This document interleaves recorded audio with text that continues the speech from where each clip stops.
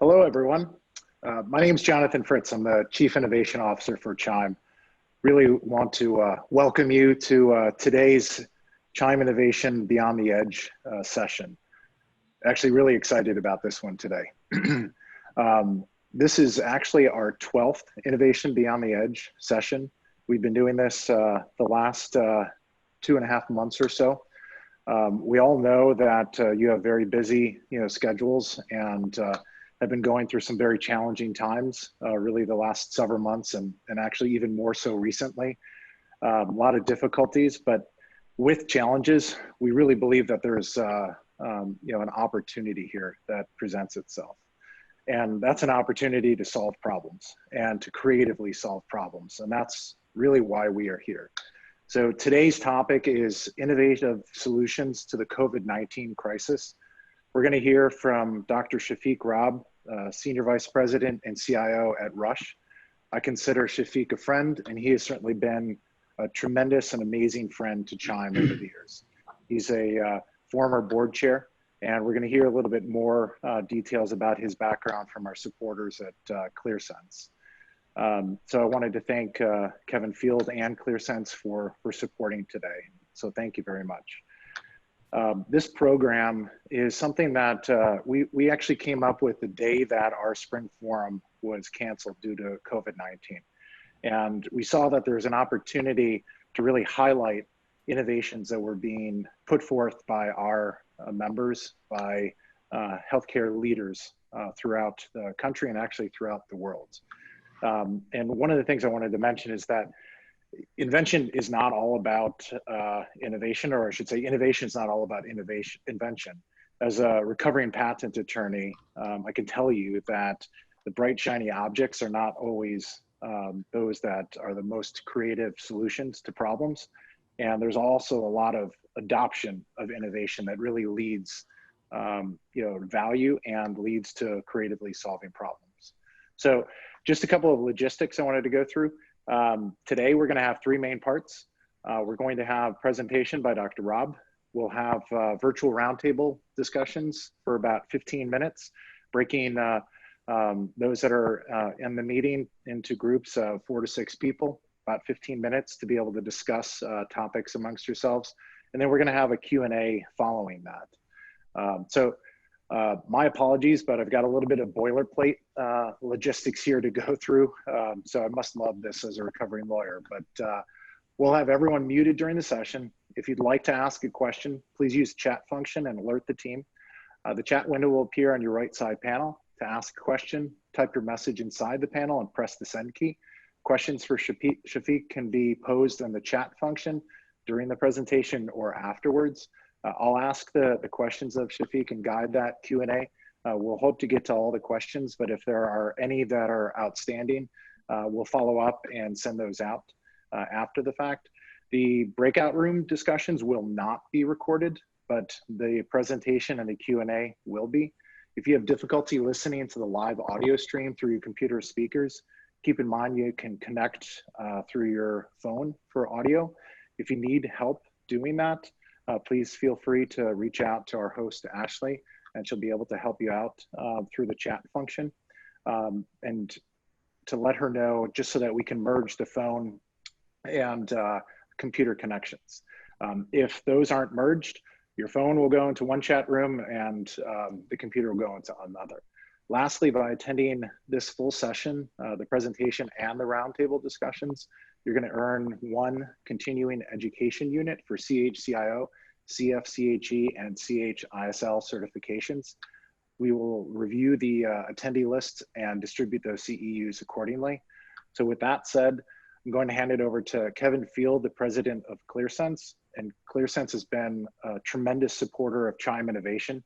Kevin is a fellow Madison, Wisconsin transplant, and he and I regularly meet discussing healthcare and startups as well as venture here in Madison. So Kevin, please take it away. Great, and thank you, Jonathan. Thank you all for joining us today for what is sure to be an intriguing topic. As Jonathan said, my name is Kevin Field and I am the president of ClearSense. We are a holistic data platform as a service company, and we really focus on empowering providers through data maturity initiatives. At ClearSense, we're really honored to be sponsoring today's speaker. He's also a friend of ClearSense, Dr. Shafiq Rob, who shares a passion for innovation and the change that is possible through leveraging advanced technologies in a meaningful way in order to improve the care of our communities. Dr. Rob is an innovative mentor, a visionary leader for 5G, AI, and interoperability, and provides guidance on a national stage through his work at the CMS. He's leading many pioneering feats, including early development and deployment of FIRE, impactful population health programs for Chicago, addressing the disparate life expectancy gaps throughout the city, and a data-driven citywide response to COVID-19 to assist with capacity and resource management. So without further delay, I present Dr. Shafiq Rob. Thank you, Kevin, and thank you, Jonathan. Can everybody hear me? You all can hear me now? Good, excellent. So Martin Luther King Jr. said, if I cannot do great things, I can do small things in a great way. Another person, Helen Keller, said that the best and the most beautiful things in the world cannot be seen or even touched. They must be felt with the heart. So with that great leaders thinking, I will try to quickly show a series of events. And what I'm going to show through those series of events, the role of IT, role of technology, and the role of preparedness over the last 3 years that enabled us to be rapid, to be agile, and to change within the moment's notice so that we all can serve our community. And I'm not the only person who's talking about it. All the 6,000 hospitals in the United States have done the same. So all I'm doing is just showing some things, and then I will also show you a couple of little bit extra things we did, and we may call it innovation, or we may call it contribution to the society. The last slide is the slide that will tell us what we need to do to sustain, to live, to come back, to be helpful to our community. But the most important thing is that healthcare has been changed forever. So on January 29th, that is Dr. Lin sitting, who's our ID doctor, and we started talking about what COVID-19 was. On the March 2nd, we set up a huge command center so that we can deal and talk about it. HICS is a hospital incident command center. Of course, the IT infrastructure people will know that to do this, you need a lot of IT bandwidth and power to do that. March 3rd, we resurrected our video visits. So we used to do 10 a day. And by the prime time of COVID, we went to 2,000 a day. Then came to put our 20,000 staff to work from home to make that capability. We're also a university, so we have 4 colleges. And all of a sudden, we had to make sure that online education was possible, online proctoring was possible, and then eventually we had a virtual commencement. March 5th, we got our confirmed COVID-19 patient. And our hospital is built in a very different way than, I don't know about other hospitals, that we converted our ICU and we doubled our ICU capacity within no time. And we had enough ventilators, we had enough PPE, we had enough things that we had prepared for. But we went through that conversion because of the structure of the hospital that allows us to double our entire capacity for ICU and ECMO and other things. By March 6th, we became very aggressive in our telemedicine program. And we also became part of the coordinated and comprehensive public health plan. All of this, as you can see, e-visit, video visit, MyRush Mobile, which is our app, API, interoperability, they're all in a sequence. March 11, we had to put 2 tents outside our ED. And also we had to create a negative pressure room in our rush tower so that we could have a COVID line and a non-COVID line. And also increased our isolation capacity. In each one of them, we had to stand up things in no time, full connectivity, full IT, full EHR, all kinds of support that anybody needs. April 1st, that's me, that's propaganda, so that's okay. We started doing contactless temperature screening. So people will come, it ask questions, you give the answers, looks at your temperature, and you go by. April 6th, we started looking at the drug remdesivir, which is now proven to be decreasing the time it takes for the virus to replicate. It's finding out that it decreases the replication time of the virus, hence the healing happens 4 to 5 days earlier. And of course, what that means is that we had to have data, we had to have clinical repository in place, and we had to have research in place so that the researchers could actually do the clinical trials. Then, of course, we work with the city, with the health systems and the shelters, and our West Side homeless reach out. Of course, we also use our video visits, our mobile platform, and our outreaching to help our community the most.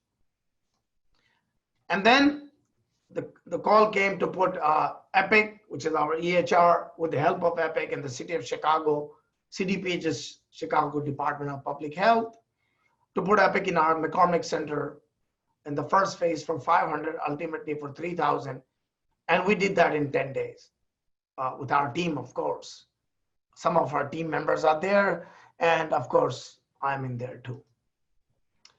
By March 1st, we had to mobilize the students to May 1st, by May 1st, to come and work with us. Since this is a virus which affects the respiratory system and the vascular system, so the respiratory therapist student started participating in helping us in the fight against COVID. And then all of a sudden, the frontline pandemic increased the interest in respiratory therapy career.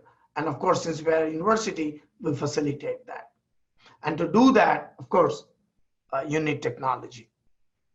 By May 12th, we went and started working with our homeless people and our shelters and places where we could go help with that.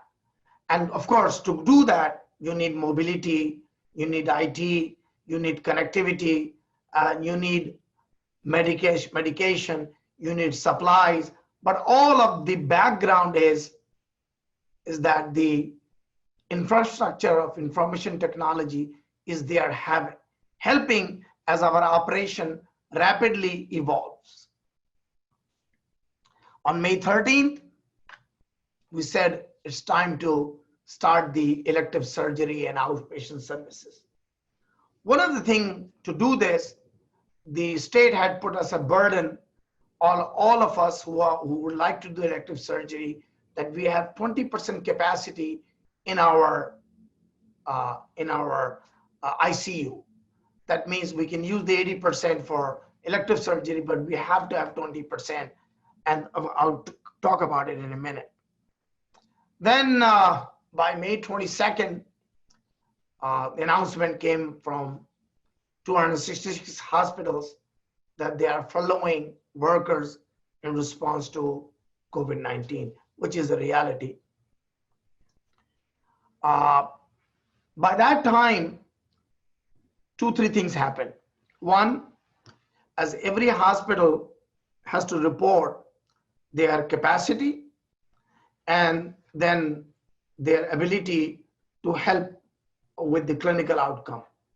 So City of Chicago deputized me and Rush to be able to build their catcher's mitt, as I call it, in which they passed an order, and by that order, every hospital with the limits of Chicago and every facility had to send us their CCDA, their NHSN report, which is the capacity report.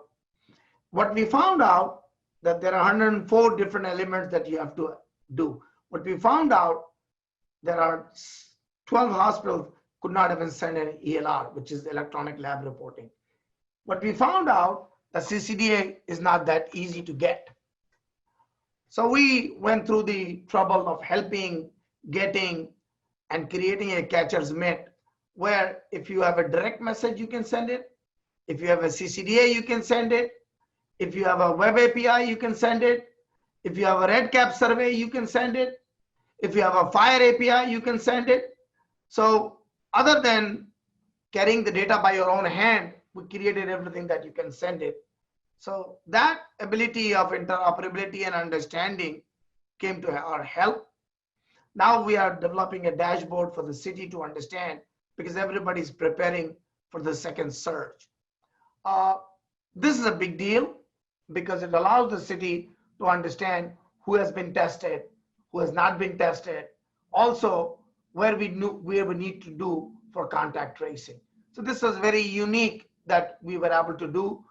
But the only reason we were able to do is this: first, because of the order of the city; second, by creating a governance group in which we involved all the hospitals together. So as you can see, I wanted to show a couple of things, and we'll talk a little bit about the innovation part. So we opened the command center, we admitted the patient, we started publishing forecasting, comparing us to Italy and other places. Then Illinois State at-home order went into place, and then we started publishing hospital resource calculator so that we know what we got, what we did not. So far we have tested about 33,000 patients. We have 8,479, that is 25.7% COVID positive. Negative is 74%. 84% did not require hospitalization, and 13.7% have been discharged through a date. Also, we put a dashboard on that can tell you that how the new patients came to Arash and how we did the video demand. We also made a graph about went out utilization, ICU trends by downgrade, discharge date, when dates, admit to ICU. These are all our analytic group that sat down together and started predicting what our doubling date is. So from 2 days, today we are at 40 days. That means it takes 40 days to double our cases.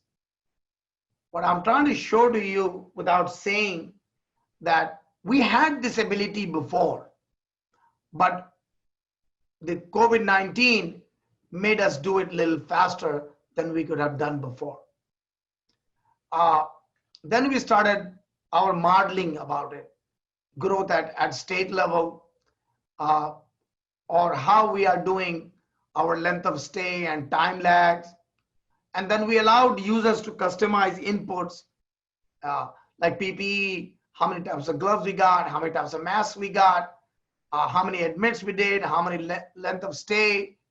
All this methodology of calculation started happening every day at a very high speed. Then, of course, we started looking at our surgical volume. As you all know, since we are static buildings, and the surgical volumes are the one that makes the most money, and I'll talk about it in a minute. While we were doing this, we looked at our tech giants, and we found out while we are furloughing and we're losing money, these companies posted extraordinary income in their stocks. Then we found out about 100 companies, we just mentioned some of them, they were hiring left and right and taking away the necessary talent to their pool. I have a blank slide here for a second. For us to ponder and to think for a second. in spite of all the achievements of IT, in spite of all the extraordinary work that we did for our community, in spite of the work of all the hard work that everybody did to save lives in the city of Chicago, to decrease the, by the way, our county, where our hospital is, Cook County, is the #1 in the entire country. We have surpassed Queens in the number of positive cases and the number of people who have COVID, right? Which is not something to brag about, but that's where we are. In spite of doing all of this, we still have to recover. We still have to go back to normal. We still have to make our money. We still have 13,000 to 20,000 staff to keep their jobs. We still have to serve our community if there is a second surge. So the question arises that how can IT help? The question arises how we are innovating to help our hospitals. So first, we have to outmaneuver uncertainty and fear. The stocks go up and down is because of fear. Second is uncertainty. But for a minute, imagine there was no COVID-19, we'd be thinking differently. So the first thing that we have to do as IT people is to support our Chief Strategy Officer, our Chief Operational Officer. How do we get the demand back? So how do we get the demand back? We can do video visit. We can watch who's not coming. We can allay anxiety. We can send video by showing that this path is totally clean. This is a COVID path. This is a non-COVID path. Or how do we make it easy for people to choose? Or how do we make it easy by changing from phones to video so we can convince people, or we can talk to people that if we cannot support them, then at least we can guide them. If we don't have that care, we can guide them to go to a place where the right care is. So how do we become that trusted partner? So how do we move IT from voice to video to AR to VR? Because mental health will become prominent in the next 6 months. So that means how do we increase customer loyalty and value creation? How do we support our restructuring of the physician enterprise? That means instead of big buildings, can the physicians still work from their home and still provide the care? How do we enable our clinical operations and model transformation? That means we are thinking that we now know video is possible. Can we put video in everything? What we are saying is that what kind of care can be pushed to the home? Because biggest money maker still is surgery. So how do we increase our surgical throughput while we are also increase our home care? So some of us are thinking hospital at home. That means people who have pneumonia, how can we take care of them at home? We just started by putting a patch on the chest, which takes BP, heart rate, pulse rate, temperature, and SpO2. And we monitor it like an EICU. If they need help, they can come. If not, we need to know how to take care of them. Then we have to think of new lines of business that will be profitable. So one of them is that how do we create collaboratory? That means even though the tech giants have said, and other people who are doing oncology, CVS, they're all making money, but they need a place to test their software. They need a place to test their app. They need a place to test their API. We can offer that through our place, which is the hospital. And lastly, 5G is real. That means the bandwidth will be a gigabit. If you go to T-Mobile, they're already there. If you go to Verizon, they're already there. If you go to AT&T, they're already there. Even though Verizon is little at a higher band, T-Mobile is a lower band. And of course, the Samsung is already there. The Windows Phone is already there. The most important is that the iPhones, I'm expecting by the fall to have the 5G chip in it. That will enable bandwidth. That means allow you to do a gig connection, allow you to split the SSID into 5 different connections, so each one is trusted and movement. At our place, what we are doing is that we are sitting down and thinking, how can we sustain the work from home? How can we, because people get bored, they get upset, they also need social interaction, but we also know how to calculate the productivity. At our place, what we are thinking is that how do we create the value for our patients? How do we create that value to deliver them the drugs, the medication, the things at home? How do we monitor them at home? And those who need surgery, those who need orthopedic surgery, those who need those surgery, how can we safely bring them and how can we safely send them back home? So what we did is we took the United Healthcare, which is a basketball place, their entire parking lot, and that's where we are staging the coming and going through, so that everybody has a total safe way. We are monitoring temperature, we are monitoring people throughout the whole hospital. But the most important thing, how do we give that confidence back? I showed you a list of things that we did. They all have our IT component. The biggest thing that we showed was video. Second was interoperability. Third was the use of non-traditional way of doing things at home. I'm going to stop here now.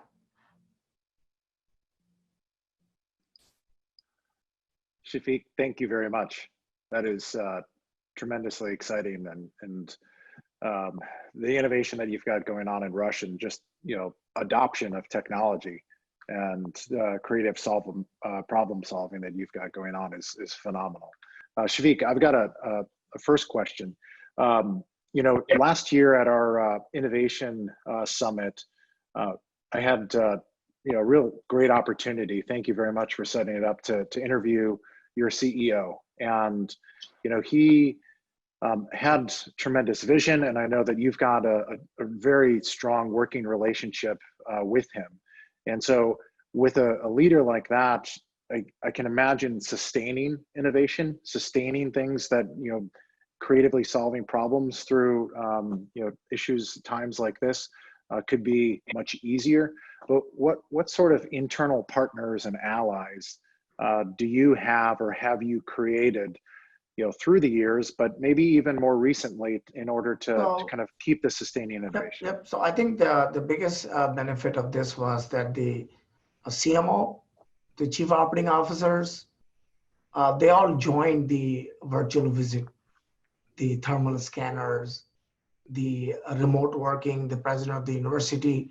So when there is a common enemy and a common goal to achieve, it becomes easy. But again, there are resources structured. In the beginning, it's very volatile and we are trying to do things, but then we have to hold back when you're losing $30 to $60 million a month. You know what I'm saying? So then the reality sets in, how do we keep the payroll in? So the innovation changes into innovating how to keep jobs. And Confucius said, our greatest glory is not never failing, but in rising every time we fail. So we will fail, but we will succeed. But what has happened is that every decision has become rapid. So that is a good thing in a way. And technology has played a very important role. But also, I have to sit back and to think what we need to do in the next 6 months. So there's a group of us that are thinking, what after post-COVID? So that's the new way of thinking, because we do need to think. And without thinking, things will not be the same. I know that things will change. Our biggest thing is that how do we keep the trust of our community and we are still relevant. COVID is not going away for 2 years, man. I'm just telling you that. So how does it look in 6 months, 12 months from now? What is that new normal? It's looking very bright. We'll have new lines of businesses. We'll have new ways of advancing technology. We'll partner with all the big techs. We'll create new apps. We'll create new solutions so that we bring it to the market together. So obviously telehealth is a very significant element of COVID. Telehealth will not stay telehealth, Jonathan. It'll become a mixed reality and it'll go beyond that. We are creating games so that games can be used for different types of mental health treatment. So we are in a very thick of a place where we are trying to build all these things together. Mm-hmm. How about the patient's view of telehealth? Like how do you see that changing? In the beginning, they struggled, but all of a sudden, we had to make it easy. We had to make it seamless, and we had to go through the route in which they click and they talk to us. So, and also self-appointment, also immediate appointment, rather than our traditional way of taking an appointment. So on demand. So we changed our business model to go on demand. Mm-hmm. We've got a question from Dan Howard. Two-part question. He says, what are the risks of picking an innovative technology path to care for patients and having payers not reimbursing at full rates? And is that a sustainable model? Well, here are the 2-3 things. So Liz was in my group. We are, as CHIME members and policy members, we are trying to lobby to make people understand to pay us at parity for virtual visits as equal to same visits. So there's an innovation in policy coming in. We'll work for it, we'll fight for it. Second, here is the thing which I did not talk about, and which I wanted to say to you. We are a healthcare organization. For us, number one thing is our mission. I know we have to survive. I know we have to make money. And the mission is to serve our patients. So we are trying every which way we can to put our patients in the center, our communities in our center. That's our number one goal. We will die trying that. That's number one. And number two is that, here's what it is. If we can prevent a patient coming to a hospital for 1 day, it is $1,500. And if we can keep the patients home for 30 days for $1,100, every payer will pay you. Just have to work to it. That's the model. Are there any other specific kind of friction points that your team members came across that you want to highlight? I know that in the past you had a really interesting story about simply just putting a printer, in an area, and that solved, some issues. But anything related to COVID-19, any friction points you want to highlight about your team members? Most important thing we learned, we have to communicate, and we have to talk, and we have to round, and we have to talk at every level. We have to communicate at every level at repeated intervals. And everybody has to say the same message. And before we say anything, we learn that whatever we say can be interpreted in different ways. And that is very hard when people get afraid, when things are not right. It is very important to say the same thing video-wise, say the same thing PowerPoint-wise, say the same thing personally, because it is interpreted in a different way. And that is why face-to-face, when it goes away, it's different. And that is one thing we're trying to recapture. And the way to do that is to have the same communication at extraordinary frequencies by all the leaders and as well as the community person at the same time. So we're running out of time. Shafiq, is there any last comments or any last words of advice that you'd like to give for folks on the line? My last comment is that we are human beings, and we will get out of this. We will adapt. We will evolve. There is a cost to pay. We're paying it. But what I know, that this is the biggest opportunity of our lifetime for IT, for technology, for innovation. This is one of the biggest crises that we will ever face in our lifetime. At the same time, if we work together as an industry, as a group of people, we will survive this and we will come out of this. But the normalcy will not be the same as it was before. That is for sure. So that's my hope. That's my prayer. And I hope that we beat this bad virus. Well, Shafiq, I really appreciate you being here today and being able to present and share your expertise as well as how you've creatively solved problems through this pandemic. For those that are still on the line, as well as those that are viewing this recorded, please look for an email that will be sent out from CHIME. This is a new program for us, and we're iterating and learning, basically preaching or practicing what we preach from an innovation standpoint. So we really like your feedback and would appreciate it very much. Thanks again, Kevin from ClearSense, as well as Jason from ClearSense, who's on the line as well. Very much appreciate you supporting this segment. We've got 2 more Innovation Beyond the Edge programs coming up. Friday, we're going to hear from Dan Nygren, who's another one of our board members, about contact tracing. He's the CIO at Boston Children's. And then next week, Monday, we're going to hear from Brian Herrick, the CIO of Cambridge Health Alliance. So please don't forget to register for those sessions. And once again, thank you very much for attending, and have a wonderful day and be well.